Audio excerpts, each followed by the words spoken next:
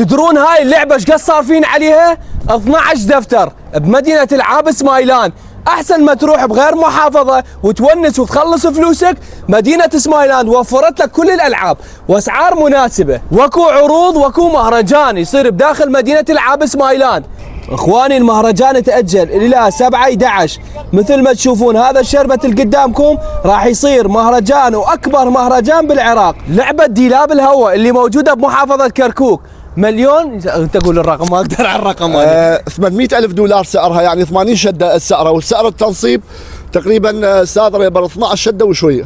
صراحة يعني ما احفظ هيك ارقام، هيك ما احفظ انا. مليون دولار. مليون دولار صارفين على هاي اللعبة. ولعلمك المليون دولار يعني 100 شده.